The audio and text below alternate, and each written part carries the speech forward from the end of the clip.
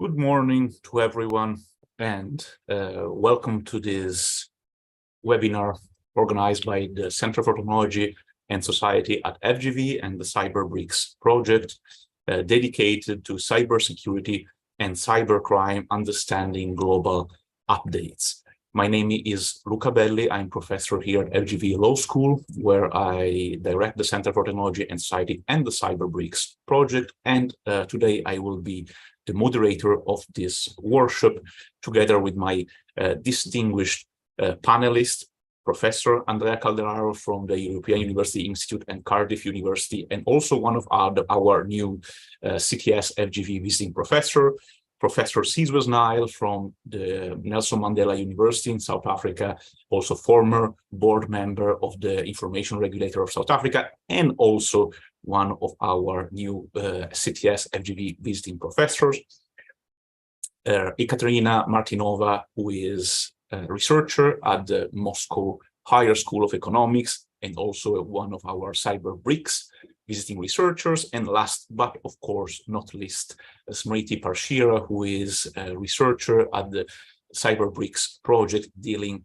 with all the digital policies of India. Now, to give you a little bit of introduction of why we decided to organize this workshop, and actually why this event became even more timely over the past 2 weeks, there have been increasingly important updates, both at the Brazilian level, where we are now, and international level.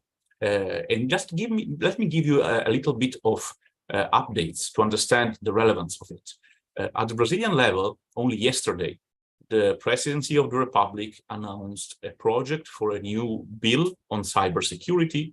And I'm particularly proud also to say that our study on a systemic approach to cybersecurity was explicitly mentioned in this project for a new bill. There will be a new hearing next month about this project. Consultations are foreseen, and the project also includes the creation of a new cybersecurity agency for Brazil, which is an explicit point that we stressed in our study, the need for a new Brazilian cybersecurity agency. Brazil has also signed and officially ratified by decree the Budapest Convention on Cybercrime. So now Brazil is not only an official party of the convention, but it has ratified it, and the Budapest Convention now is law enforceable in Brazil. There have been also very relevant updates at the international level. We will explore, especially with Professor Calderaro, the updates at the UN level. There are 2 different tracks dedicated to cybersecurity and cybercrime at the UN level. We'll try to understand what are the developments. And at the African level, at the African continent level, there has been only last week a completely unexpected update, which is the Malabo Convention, the Convention of the African Union on Data Protection and Cybersecurity, was ratified by the 15th signatory, which means that it will become law, creating a framework for Africa. And we will discuss these and other developments at the South African level with our friend Sizwe Nile.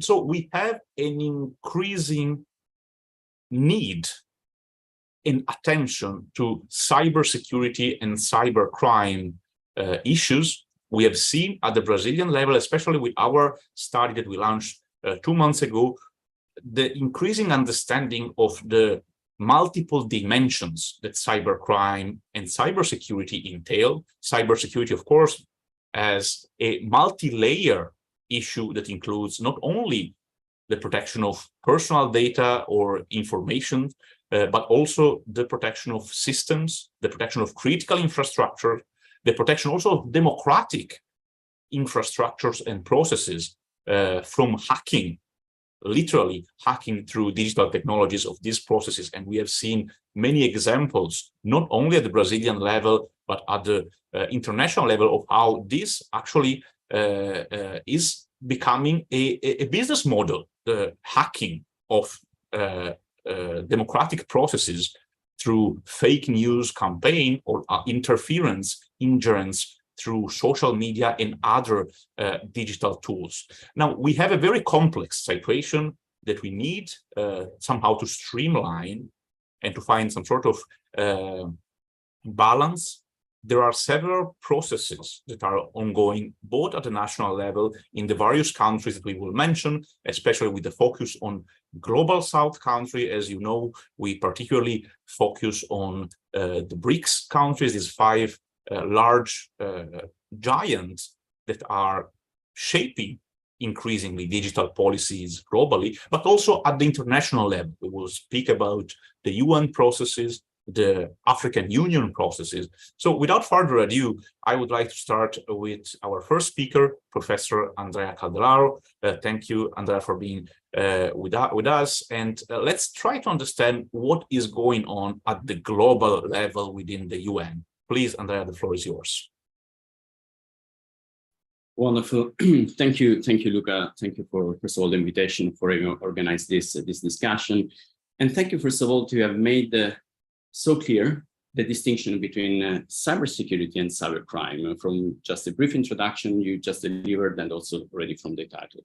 And this is something that is very far from being obvious, to treat this concept like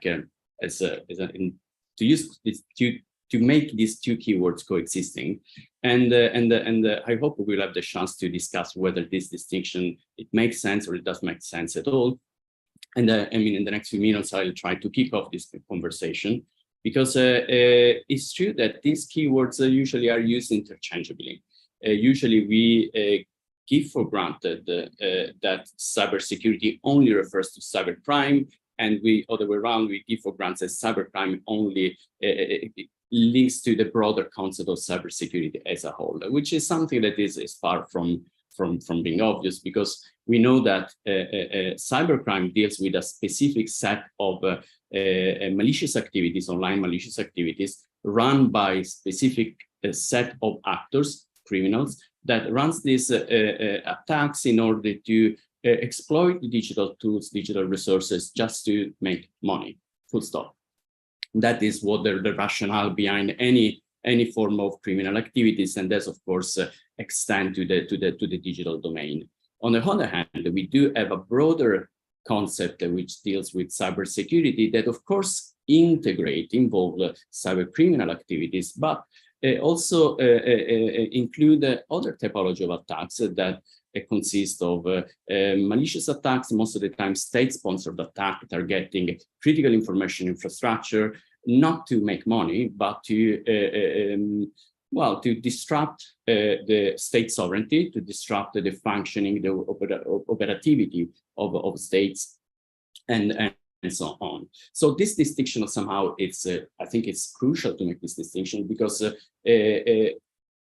in order to enable us to design the tools that make actors as much cyber resilient as possible. So, for example, if we are dealing with state-sponsored attack aiming at disrupting the functioning of, to disrupt the state sovereignty, then we falls in the category of security, and this involves a set of actors that calling for military responses and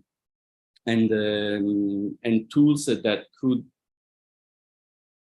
limit the typology of damages that this typology of attacks really involves. So we talk also about the involvement of Minister of Foreign Affairs, that they are supposed to adopt diplomatic tools in order to react to this typology of cyber attacks. On the other hand, we have cyber criminal activities that does not require the involvement of Minister of Foreign Affairs specifically, does not require the involvement of military forces, but involves usually police operations that are supposed to deal with the criminal activities that has happened online. And then we do have cybercrime laws and so on. So this distinction is important not only to keep again the government states with a more effective cyber resilience capacity according to the typology of attacks that the country has been exposed to, but also at the international level, in the international cooperation level, we see that an increasing coordination between various categories of actors of various initiatives. So you rightfully mentioned the Budapest Convention, because that has been so far the most successful outcome of international cooperation. It's a convention that many governments, many states have signed for, and committing together with how to treat international cybercriminal activities in a certain way. But on the other hand, we see the UN equipped itself with coordinating another effort, which is the UN Group of Governmental Experts that was launched several years ago. We've been seeing already several cycles of UNGG negotiations, and that was useful to coordinate effort among UN member states on how to trying to converge on some solutions, some debate on how on commonly agreed state behavior around state-sponsored typology of attacks. So all the attacks, again, that falls under the category of security. In addition to the UNGG, we had also the UN Open-Ended Working Group that was launched on a first cycle already back in 2018. The first cycle of negotiations was completed in 2020, and now we are in the middle of a new cycle of negotiations. And that new committee was involved not only the leftover UN member states, not including the UNGG that counts only 25 UN member states, and in addition to the remaining UN member states, includes also multi-stakeholder community, representatives of industry and civil society organizations. And these negotiations, again, was very helpful to feed the UN processes with the civil society perspectives, and trying to move the debate on what is a responsible state behavior in the cyber domain, also from a civil society perspective. For example, including human rights as a critical aspect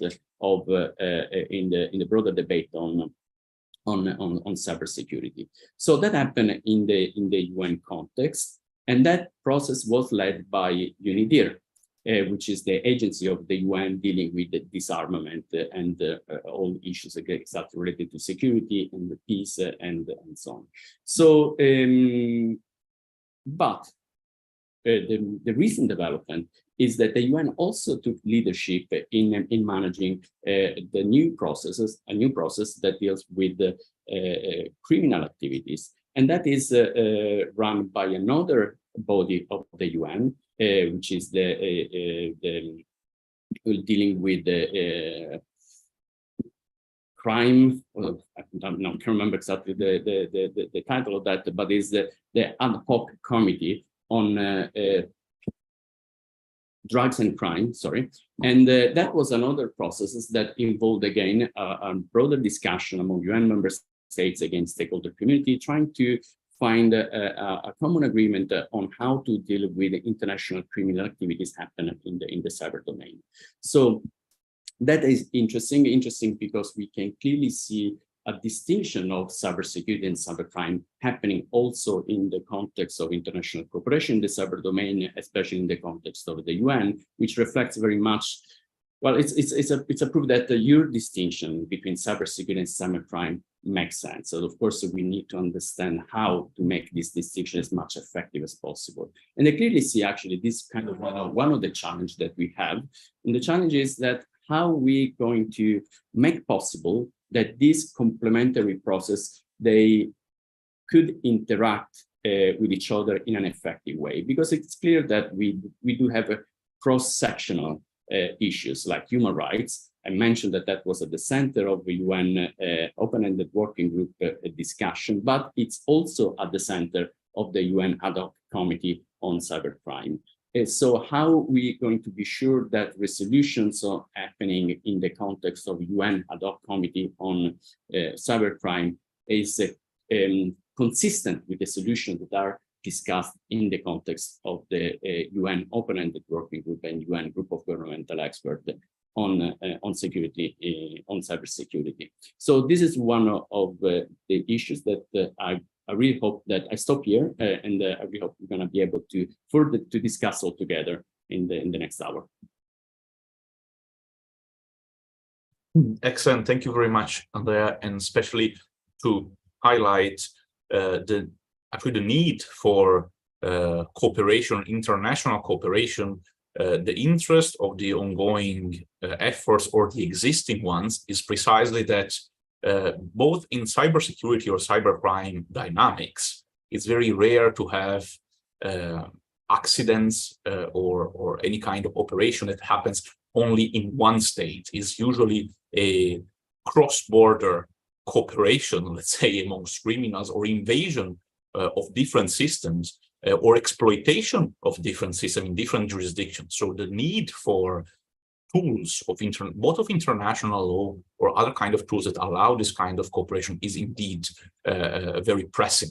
Now, before we move on, let me only just remind everyone of our disclaimer that I've been told I forgot to announce when we started.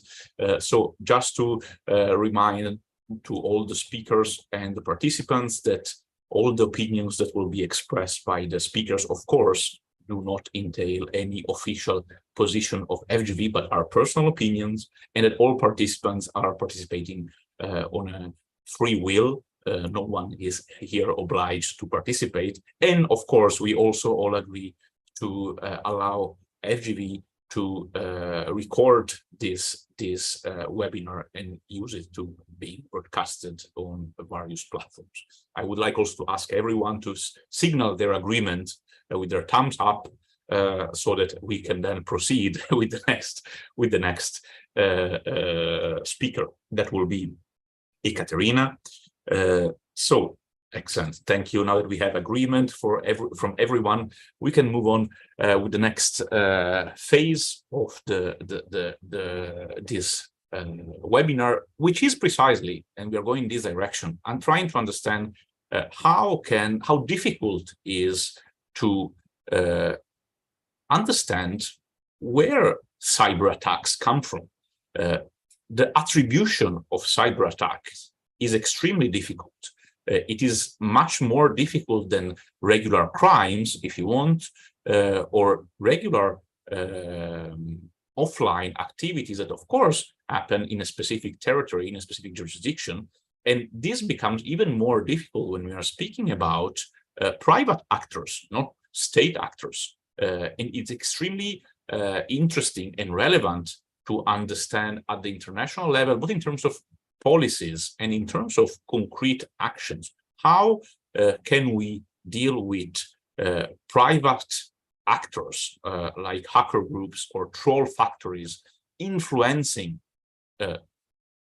democratic processes, trying to hack corporations, or even targeting individuals. So to discuss this, we have the pleasure of having Ekaterina Martinova, who is professor at the Moscow Higher School of Economics, and is also one of our fellows here at the CyberBRICS project. Please, Ekaterina, the floor is yours.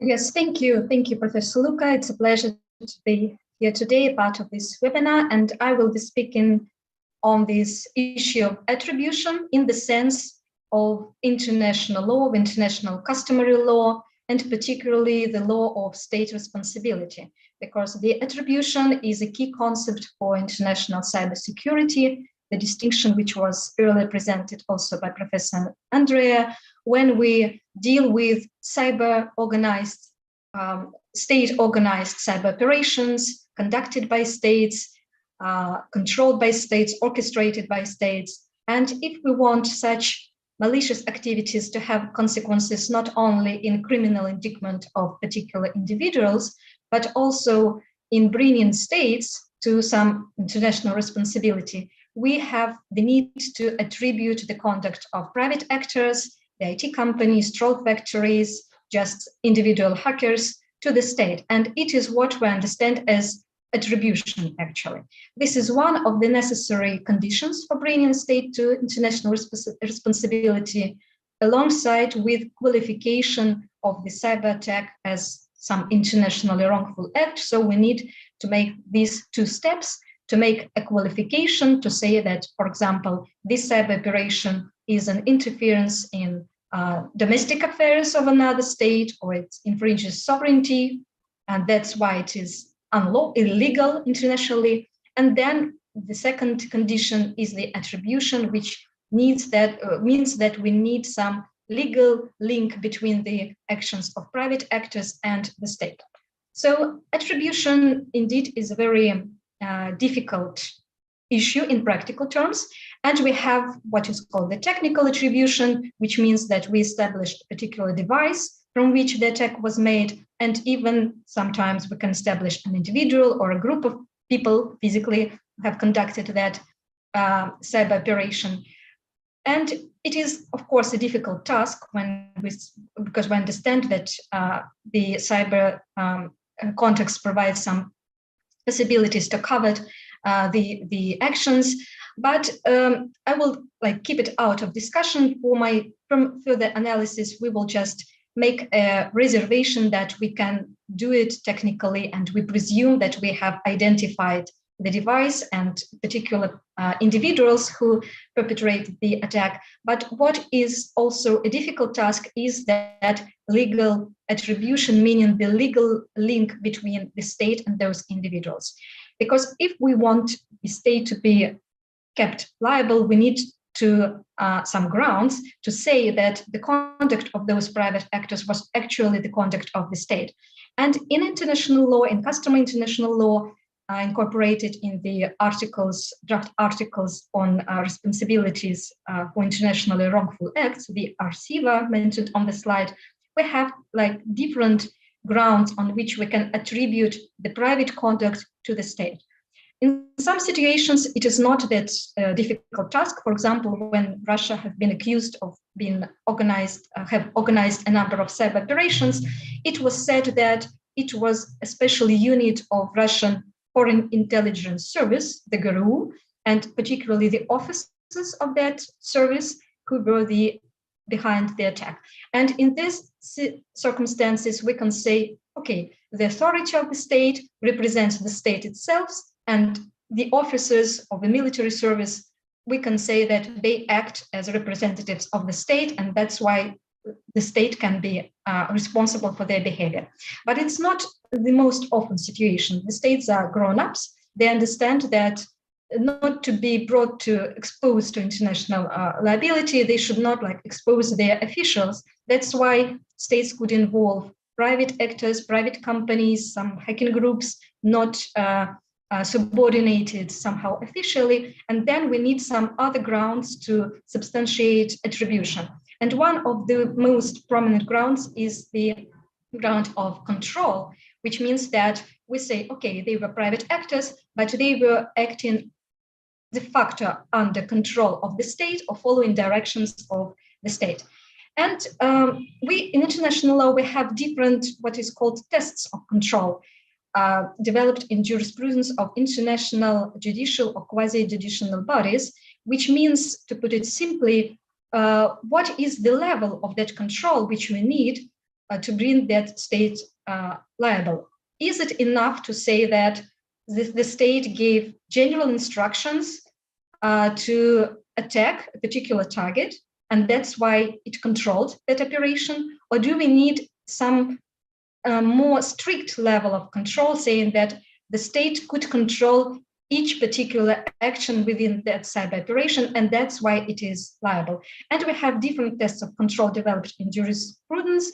For example, one of the first tests, the test of effective control, which was developed by International Court of Justice in Nicaragua case, when the court considered whether the United States could be brought responsible for the actions of Contras in Nicaragua, based on the support which the United States provided, training, finance, weapons, intelligence data. So a lot of support was provided by Contras by the United States, but nonetheless, the court said, no, it's not enough. This level of control is not enough to bring the US liable. If they could control each particular act within the actions of Contras, that would be effective control, but it was not the case in that situation. So another body, the International Criminal Tribunal for the Yugoslavia, disagreed with ICJ and said that, okay, general control is enough for organized or subordinated groups like military units because they have internal hierarchy. But if a state involves private actors, the specific instructions should be given, and only based on specific instructions we can bring the state liable for the actions of that private individuals. In 2016, the Red Cross Committee published commentary, very authorized commentary on the Geneva Conventions, and it openly opposed the position of the ICJ and said that to prove effective control is almost impossible in most situations, which means that in most situations, states will not be kept liable. That's why general control should be enough, should be enough in most situations. So we have what I can say the echo chamber within international bodies when they refer one to another, but we do not have any particular test. So what does it mean for the cyber context? In cyber context, we do not have any fixed test of control. We have the tele manual developed by the NATO experts, and there they bring the test of effective control, which we say that the state should control the whole cyber operation, the beginning, and should be in possession to command on termination of that cyber operation. And only then we consider that cyber operation is controlled by that state, which is actually a very high threshold of control. So it is very strict test, which is proposed by the NATO experts, and maybe it is not feasible for most situations. So that's why I'm a bit critical about that position. And my message would be that the test of control should be variable and should be like a bit flexible depending on the situation of a particular cyber activity. So I will stop here and I'm ready to answer the questions. Excellent. Thank you. Excellent. Thank you very much for highlighting really the complexity of this, because traditionally people may not understand that there are, again, multiple dimensions of complexity. It's not only technically difficult to identify who is the perpetrator of an attack, it's then legally very difficult to attribute the attack. And then there is, of course, a last political dimension of it, which is even when you know precisely who is the attacker, the perpetrator, and you have identified it's very politically sensitive as debate to then openly accuse a specific country of being behind some private actor attack. And so I have just a follow-up question for you, Ekaterina. What do you think that we need some sort of special sui generis test to control of malicious cyber activities? Or, I mean, what we have heard so far is that the current tools we have are not that efficient. So do you think that any kind of sui generis, new kind of test would be interesting as a tool? That's a good question, because all these tests which I mentioned, they were developed for the real world situations. So we do not have any jurisdiction specifically for cyber operations.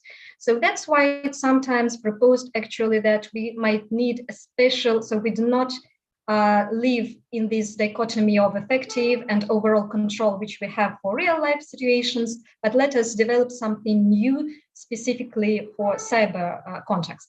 And there are some proposals to develop the test of virtual control, saying that we should, in each case, also take into account the cyber capabilities of particular state. And if it is accused of being have organized the cyber operation, we should also understand whether it was actually feasible for that state to control such an operation, considering its consequences and so on. So yes, and we have this discussion of like special sui generis test for cyber operations.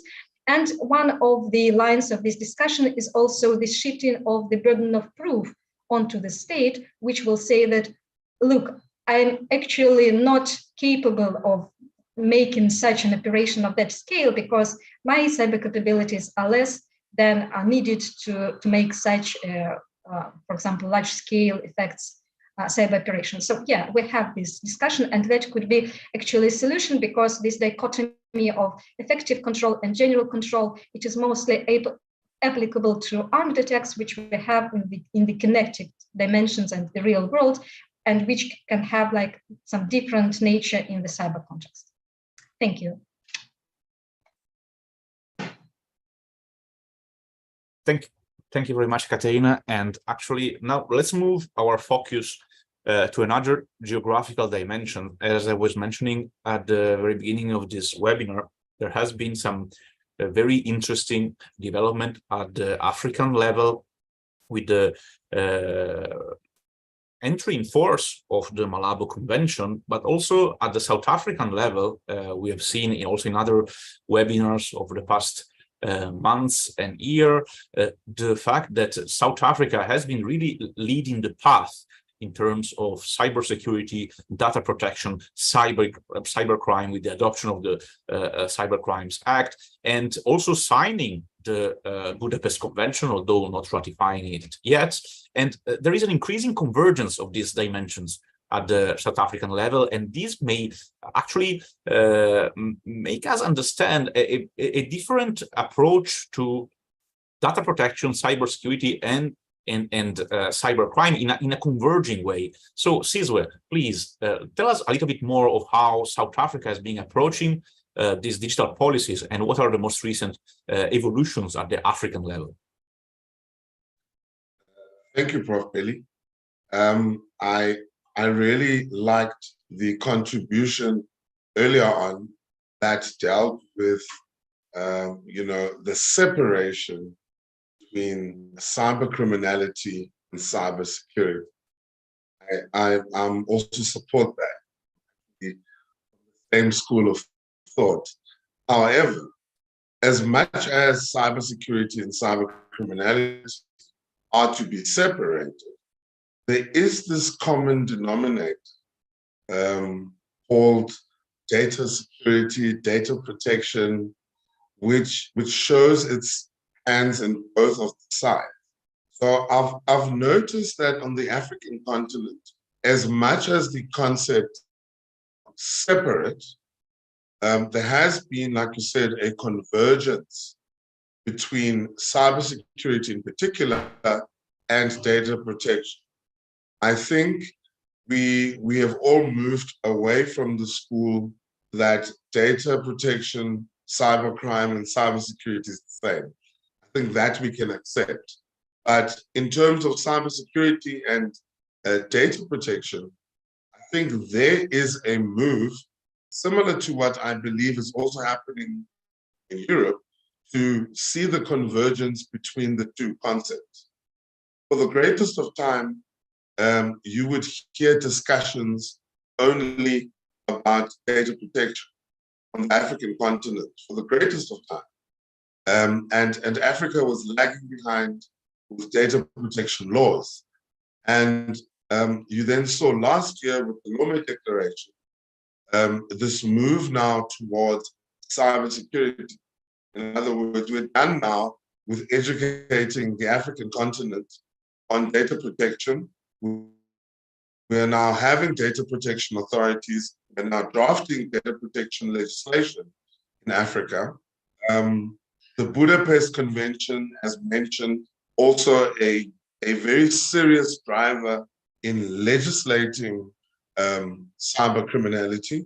And if you look at the Malabo Convention that you mentioned earlier on, as you said, the 15th state has now assented to this convention.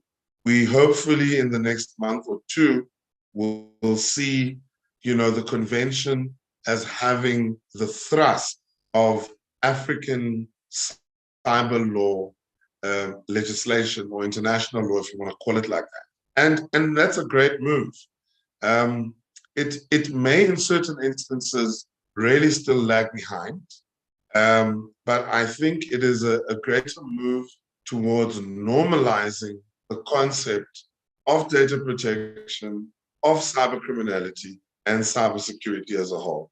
So as I said, they are not brothers and sisters, but they are all cousins, and they all run together. That's my contribution.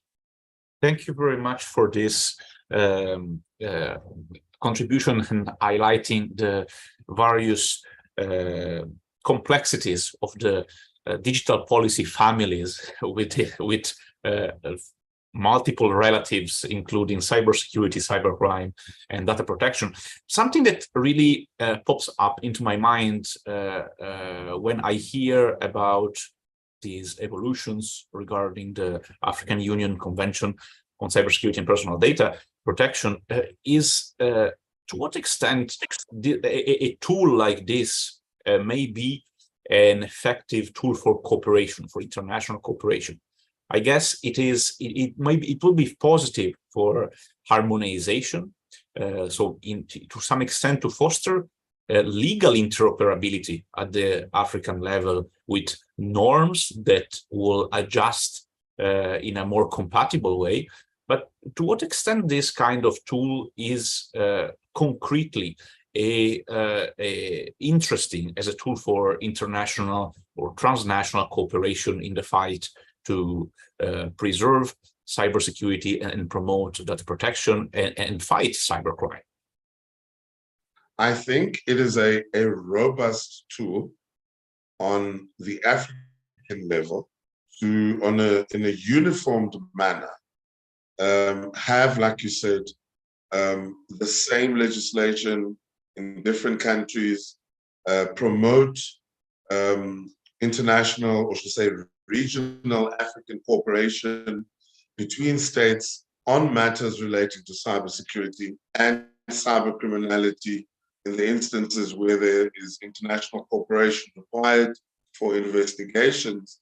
So I think this convention has created some form of robustness to the African approach towards cybersecurity. And I hope this will be the beginning of many more conventions that will encourage a robust approach to African cybersecurity, to African data protection. Because I'm a strong believer, simply import norms from other jurisdictions can be very dangerous. You may not have the resources, you may not have the capacity, but if you have a convention on an African level, such as the Malabo Convention, giving a minimum set of requirements, that at least creates some form of uniformity and some form of robustness in terms of legislating about cybersecurity, data protection and that, and starting to move as an African continent towards regulation and no more regional proliferation in Africa. Excellent. Thank you very much for this consideration, Sizwe. And now let's move to another country that is a continent in itself, India, that actually, as of this month, is officially the most populous country in the world, passing China, whose population is aging and shrinking a little bit, while Indian population is still booming. And this demographic data is actually, I think, very interesting to understand how also the adoption of digital technology has been booming at the Indian level, with incredible advancements in connectivity over the past 6 or 7 years. But also with these advancements in connectivity come a lot of threats, of cyber threats. And the scenario in India is extremely complex with regard to digital policies in general, but also I would say cybersecurity policies specifically. And so we have the pleasure of having Professor Smriti Parshira with us today to enlighten us on this complexity at the Indian level, and then try to understand how which kind of interplay there is between Indian policies and international ones. Please, Smriti, the floor is yours. Thank you. Thank you so much, Luca. It's a pleasure to be a part of this panel. Give me a sec. I will just share my screen. Hopefully you can all see the screen. So yeah, exactly as Lucas said, that is the complexity of the scenario that we have in India right now, that on one hand, it is at the forefront of digital adoption, both in terms of users coming online, in terms of some of complex and very interesting technical architectures on behalf of the government and private sector acting together. So all that is spurring a lot of digital use. But at the same time, if we look at the cybersecurity scenario, one would find that it doesn't keep pace with the kind of developments we have seen. And I'm just going to illustrate that with a few examples and give an overview of, where we are in terms of the institutional and the legal framework on cybersecurity in India at the moment.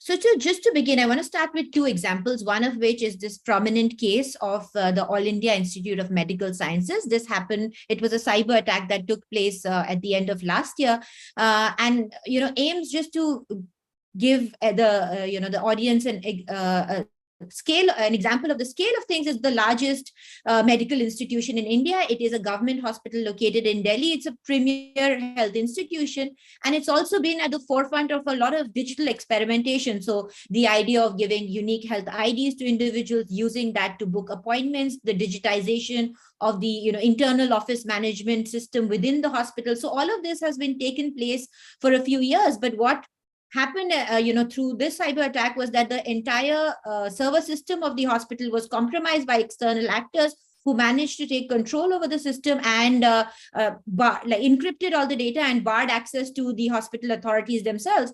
And for days, as you can imagine, in a hospital that is seeing 10 to 15,000 patients per day, there was a time of intense chaos where patients were locked out of the system, doctors were locked out of the system, and there was a forced transition back to manual systems. And that really threw up this example that, we're in a context where we are seeing a lot of digitization in the health sphere in India. The idea of bringing efficiency, reducing corruption, etc., through digitization has taken a strong hold. But at the same time, we see this one threat and one attack can actually derail the entire system. And as a result of that, it makes you think that, whether thinking about cyber security, whether thinking about robustness of our ability to counter cyber threats is being accounted for in this push for digitization. And the AIMS example really throws up a red alert about the fact that critical infrastructure in the country is vulnerable to these kind of threats. And we do have systems and processes to safeguard critical infrastructure, which I'll talk about in a moment, but perhaps, they're not as robust as they need to be. The other broad example I want to talk about is, this phenomena we are seeing along with the rise in digital payments in India, which has really taken off in the last few years, thanks to one particular product known as the Unified Payments Interface.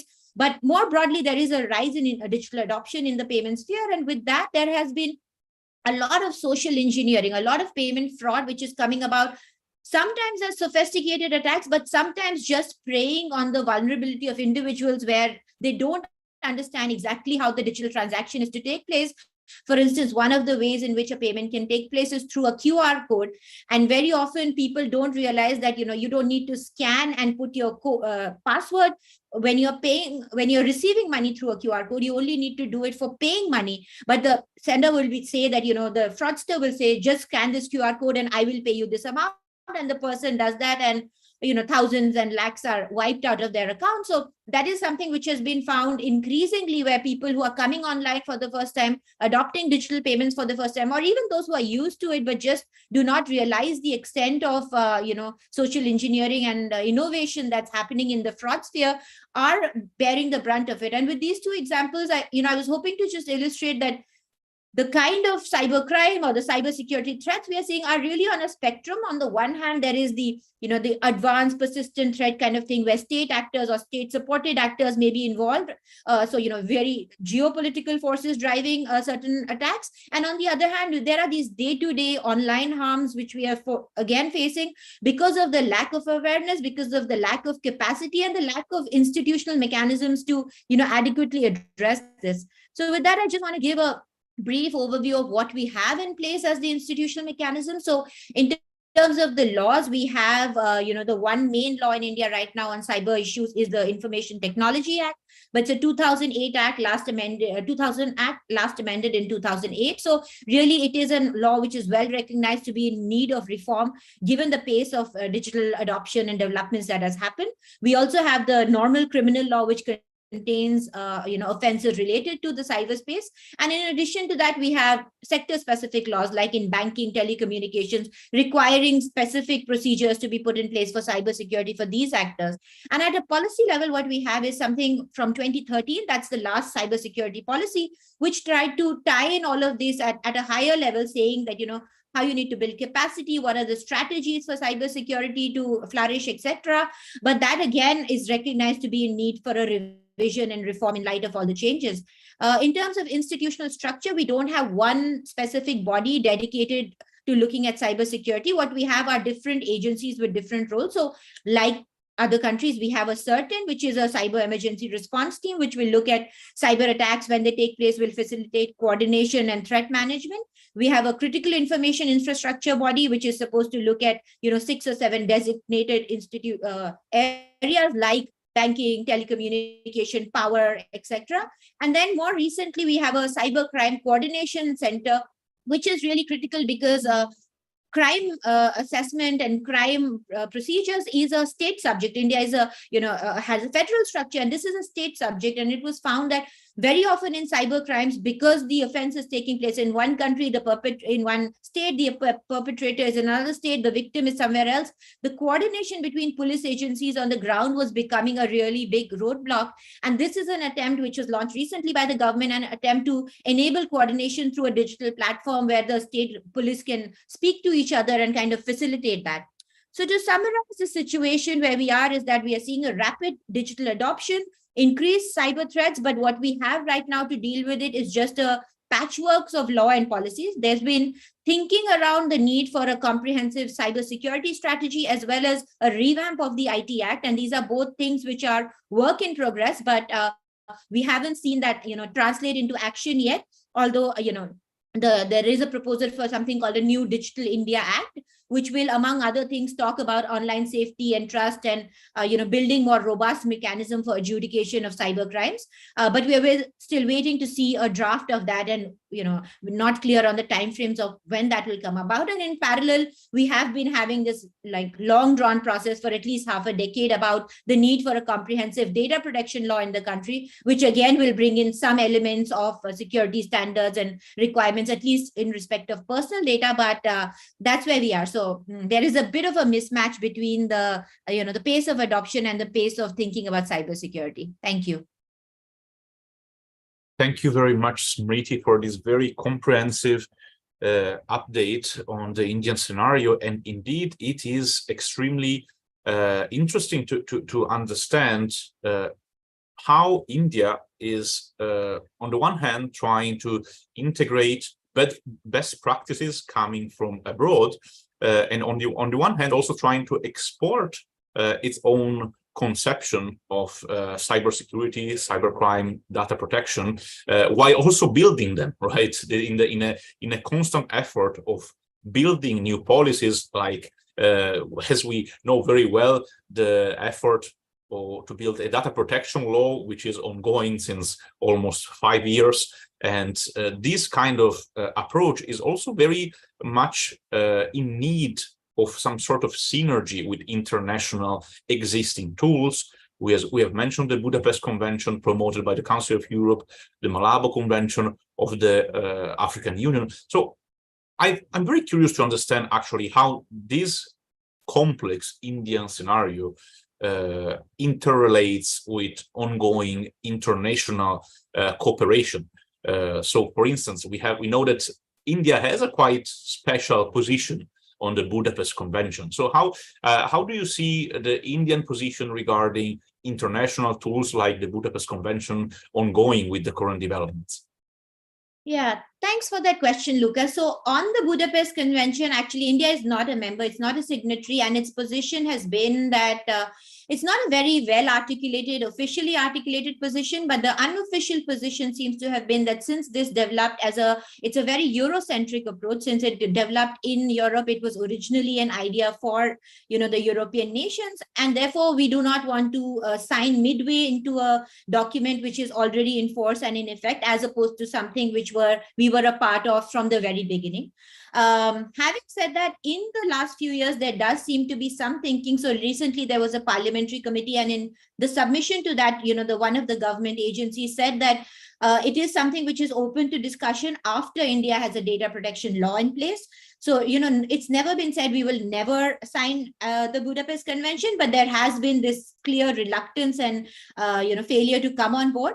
But in parallel, there have been other developments. So there is something known as the Quad Alliance, which India is a part of, along with the US, with Australia and Japan, which has a strong focus on cybersecurity in the Indo-Pacific region. And, there are certain priorities identified under the Quad Alliance, which includes dealing with critical infrastructure, capacity building software standards for security purposes. So there is that thinking happening among a smaller group of nations, but it's obviously not of the value of a binding treaty. So, and most recently, just last week, we had the first meeting of, the India-EU TTC, which is the Trade and Technology Council, which, both jurisdictions are a part of. And there again, trade, technology, and security is a key focus area. So I'm not sure whether this development will lead to India being more amenable to moving towards the Budapest Convention, but it's something we'll have to watch out for.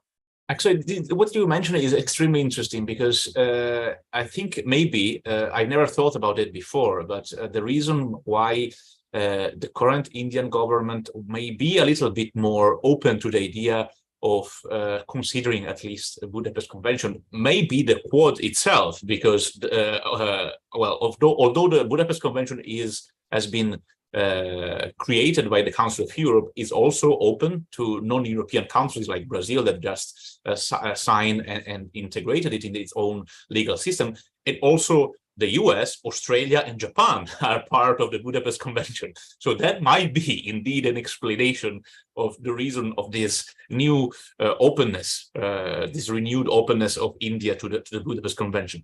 Okay, well, we are entering now in the phase of the Q&A to have a little bit of debate. We have already a couple of questions.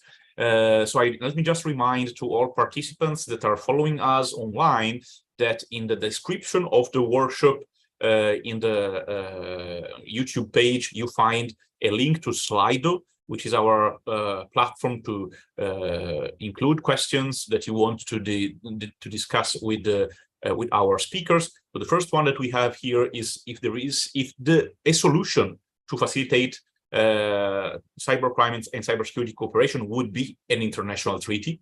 And maybe we can take the opinions of the various speakers. Another question is, what is the main challenge, the main obstacle that currently we face to achieve international cooperation in cybersecurity and cybercrime? Yes, the first question was by Rafael Bueno, and the second question is anonymous. Who wants to start? Do you want to provide your feedback on the questions? Shall we follow the order we used? Start maybe with Andrea. Super. I take the question from the anonymous colleague. So there are various challenges, and I already mentioned one of the challenges that I see, which is how we're going to make these various initiatives. That it's a good thing that, of course, we have many ongoing initiatives and finally split between the cybersecurity and cybercrime initiatives. But the challenge is how we're going to be sure that these initiatives could coexist in an effective way. How we're going to be sure that these committees interact with each other. And I can see this happening somehow, but of course, we're still far from seeing the output and the outcomes of these processes, and to verify whether these outcomes really could coexist.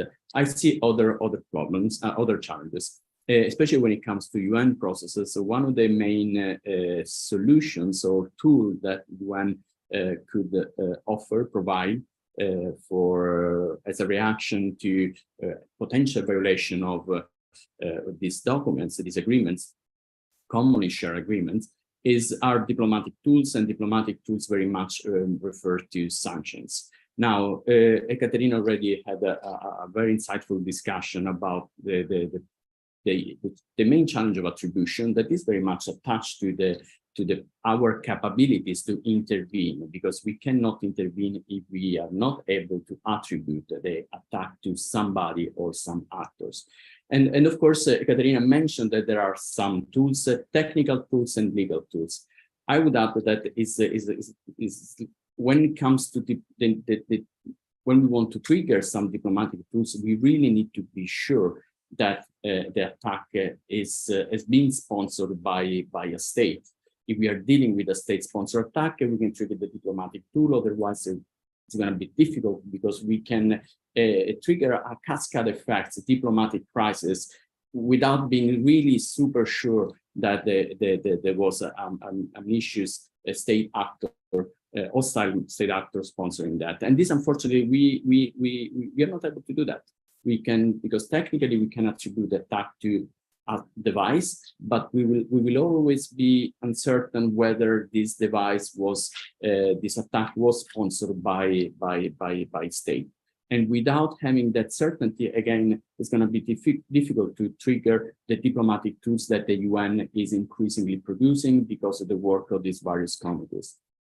The last point is the last challenge that well, it's not the last challenge. The last challenge that I want to discuss in the few minutes that I have. There are many more challenges, but is mentioned also by Sizve and Smirti about the fact that these UN treaties are mostly led by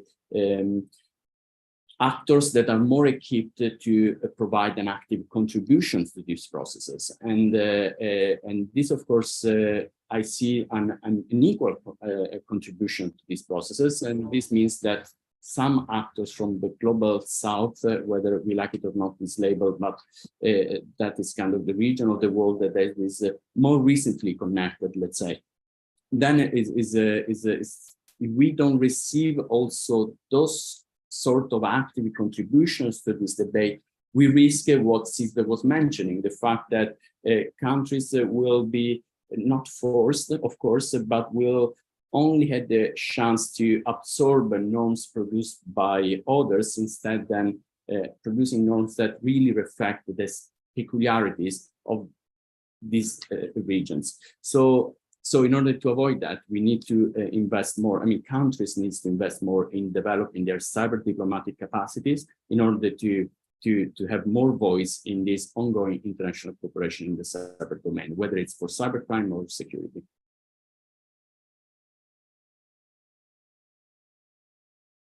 How do we keep on having the feedback and answers to of the other participants? Please, if you want, yes, we can go in the same order. Ekaterina, please. Thank you. I will briefly address both questions, and I must apologize for possible noises, side noises, because there is some repayment in the building. But yeah, the first question about international treaty, yes, of course, that could be a way forward. And we have some initiatives. In particular, we have an initiative on development of an international treaty on responsible state behavior in cyberspace. It is the treaty with a very difficult destiny, because we have a lot of resistance from some states to transfer the rules of responsible state behavior from non-binding, which we have 11 non-binding norms on responsible state behavior, into something legally binding to the level of an international treaty. I don't see that we can hope to have such a treaty in some nearest future, because there is some lack of political will in the international community, maybe. And here I come to the second question about the obstacles, which I see one of the obstacles is the overall militarization of the discourse of international cybersecurity, when the states speak in terms of allies and enemies,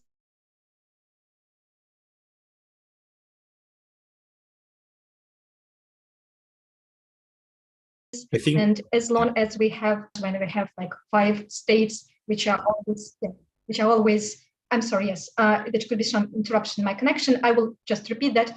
As far as we have some states to be designated as hostile actors, like China, Russia, North Korea, Iran, although we do not see actually legal attribution, we have see some finger pointing on them without revealing of some substantiated evidence, but still we have at least the states which are named of being hostile. And as far as we keep this discourse in the terms of enemies, it is very difficult to build some trustful and cooperative way of discussion when we have such like discourse overall. And the second obstacle is the fragmentation of that discourse, which we see both regionally, for example, when we have some center and leadership from the US and the partners, and we have like a discussion on BRICS platform. They have some advantages of such regional discussions, but again, we should understand that it could be some obstacle for the development of the overall general basis for cooperation worldwide and not only on regional platforms. So to my mind, these are maybe the main difficulties which we see now in the scene of overall lack of trust internationally, which we see, and some like tensions which are based on generally geopolitical difficulties. So of course they influence the discussion on cybersecurity. all right, shall we move to Sizwe and then Smriti? Yes, I don't want to repeat what the previous speakers have spoken about. I think there is a general consensus that geopolitics do generally affect the possibility of having a unified world convention on cybercriminality or on cybersecurity. We can see that, even with the International Criminal Court that's been there almost for 100 years, the geopolitics do affect these things. We can only hope and pray that there can be some legal norms that can be created that will be internationally acceptable to all the role players, be it the powerful role players or even the weak role players in drafting such an international convention. And the regional fragmentation, as our colleague just said, is also an issue. I mean, like I said, in Africa, we have just had the Malabo Convention now. It's been around for 10 years, but it has not gained traction yet. So if we can't even on a regional level agree, how are we going to agree on a world level? But yes, I think that's my contribution. So I'll just add by saying I concur with, most of what the previous speakers have said. There is a desirability of a treaty at an international level, at the UN level, I would say, but the likelihood of that happening, at least in the current scenario, is low.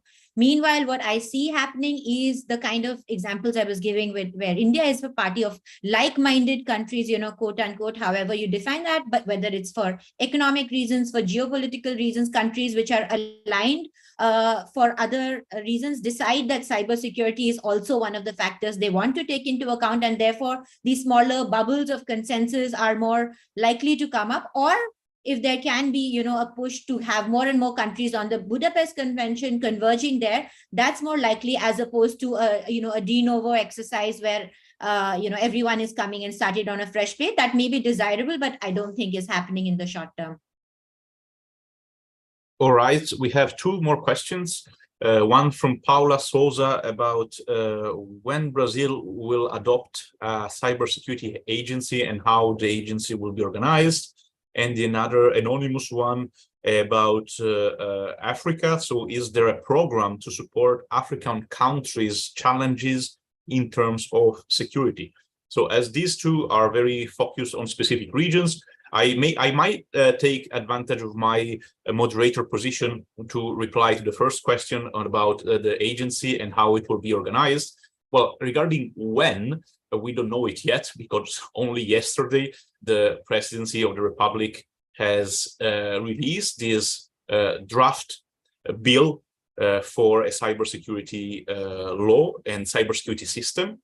And how will be organized? Well, the bill actually takes a lot of inspiration from our study on a systemic approach to cybersecurity, where we also propose in an annex a model law on cybersecurity, and we proposed the creation of an agency with a multi-stakeholder council, which is also proposed by the bill, and also what we called a network, a cybersecurity network that the bill calls a cybersecurity system, which is basically at least from what we read from the bill and what we've suggested in our study, would be a sort of governance mechanism to interconnect the research and development institutions that already develop cybersecurity tools, and so in order to have continuous feedback and inputs. And the multi-stakeholder council, on the other hand, would connect all the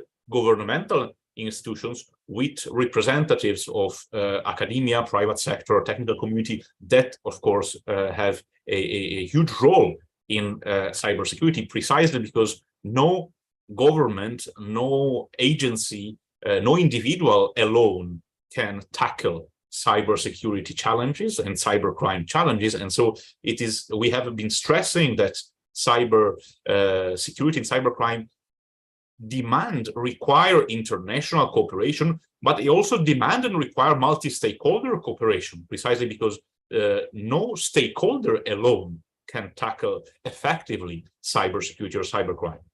And then the last question, I will defer to our friend Sizwe to discuss if there is any specific program that supports African countries in facing their challenges in terms of cybersecurity at the moment.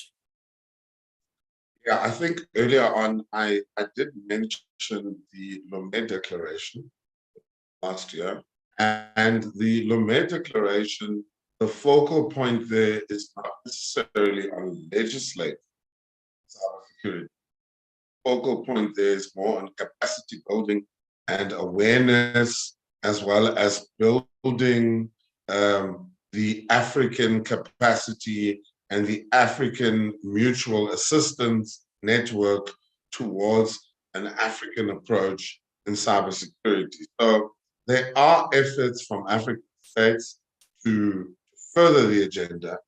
It may not be enough. We do know that, unfortunately, Africa has got its own challenges, but there is a conceited African movement towards developing cybersecurity standards, cybersecurity capacity, as well as cyber diplomacy on the African. So I do think it is something that has been. This is actually a very interesting point. I may take advantage of your last comment to maybe ask a follow-up question to Andrea about cyber diplomacy, because we have seen over the past years, especially a mounting role of cyber diplomacy initiatives with a lot of engagement and initiatives spearheaded by the European Union, also that has multiple projects on cyber diplomacy and cyber capacity building, especially in global South countries, but especially at the African level. So, Andrea, what is your take on this? To what extent cyber diplomacy is necessary, and to what extent it is effective?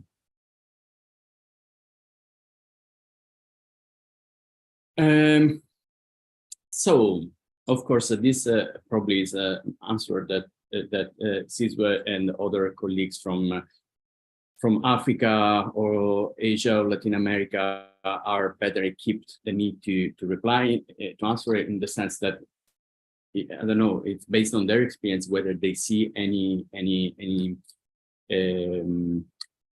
to say not improvements, but to whether they see that their diplomatic capacity to be has been strengthened by this effort. That is true. It's going on. It's been a clear shift from the early days of cyber capacity building. Cyber capacity building was a major source of support from the European Union, but also from other countries, and also some initiatives from EU member states trying to support the countries to develop their national cyber resilience through a variety of tools. For example, the establishment of Computer Emergency Response Team, a national cybersecurity agency, and the design of cyber criminal legislation, legal framework. That was the first step that has been taken for not so many years, for a few years, in order to support the developing of a national cybersecurity capacity. Now, it's true that in the very last years, the last couple of years, I would say, because also the proliferation of these various stream of international cooperation in the cyber domain, we have noted that lots of investments also went in developing the cyber diplomatic capacities of countries in order to engage with this international cooperation effort, which potentially could overcome the problem or the hiccup that I clearly see as a major obstacle to strengthen this ongoing international cooperation effort. So whether this has been effective, probably yes. As I said, others might be better equipped than I am to answer those questions, but I see clearly that by now cyber diplomacy is one of the pillars of any national cybersecurity strategy, and this was not obvious until a few years ago, where there was a constant emphasis on the technical capabilities to react to cybersecurity various challenges. And the fact that now there are pillars dedicated to cyber diplomacy is already, I think, a positive outcome. The fact that Brazil is clearly investing in that direction is a sign that of a success of this growing narrative. That is happening. I clearly see that there is a major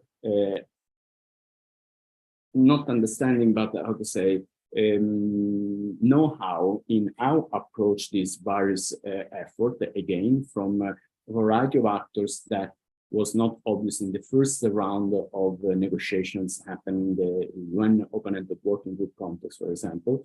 So I'm not providing a straightforward answer, probably, but you can clearly get kind of a positive and optimistic sense of where we are going with this. Excellent. Smriti, are you unmuting yourself because you wanted to say something, or okay? Okay. So do we have any final words from our panelists before we wrap up? Any final message that you would like to share with our participants regarding these two challenges? This is the moment. Anyone willing to take the floor?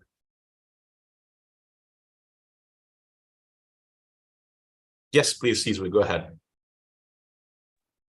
Right. I think a common factor that has come out here today is that cybersecurity regulation, be it on a regional level or on an international level, is a like hand. It is something that would be ideally there. It is something that would ideally shape the modern, let's say, legal sphere when it comes to cybersecurity regulation.